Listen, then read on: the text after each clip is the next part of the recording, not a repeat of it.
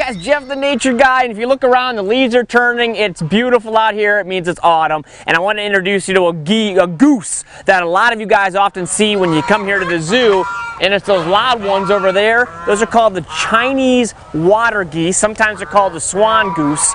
They're named that because they've got this really long kind of curved neck, so they're kind of like a swan in the water, and a lot of people think they're one of the more beautiful geese species out there. Now, as the name suggests, Chinese, well, they were originally found in China, and they've been domesticated over the years, and now they're what you see here. Now, the first thing you probably notice about them when you look at them, especially when you're here at the zoo and you're up close, is that big thing on the top of their beak. It's called a knob, and basically what that knob is, it's just that. It's just a knob. It's there. It doesn't really have much of a purpose. It might help them fight a little bit, but the males and females have it, but it is much more prominent in the males, meaning usually at about 6 or 8 weeks of age, if that knob's really big, you know you got a boy goose.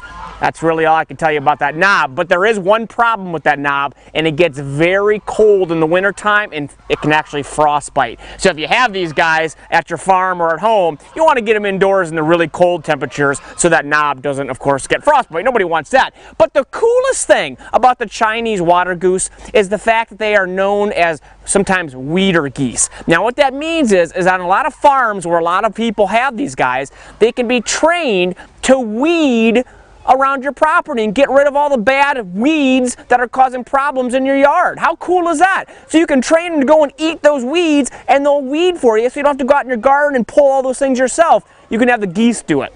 How cool is that? And like the Peking duck, the white ones back there, these guys, believe it or not, can actually domesticate in a house pretty good. They actually are great watchdogs, which means they take care of you and they let you know if there's problems in the area, and they can actually be trained to, believe it or not, live inside. Now, make sure you talk to mom and dad. It's not the easiest animal to have, but they can be trained pretty well. And the last thing that I love about these guys is they take care of each other really well. In fact, so well that when one of them is hurt or one of them is dying, they will create a circle around the one that's hurt or dying and protect it from predators to make sure nothing gets it before it dies. That's pretty amazing. They take care of each other. So when you come to the zoo, maybe you have a better appreciation for these guys, because I know they're loud, but boy, when you look at them and you learn about them, they're a pretty neat animal, and they can have a lot of goslings. That's a young duck. They can lay upwards of 100 eggs a year. That's a lot of eggs. So guys, until next time, I am Jeff the Nature Guy with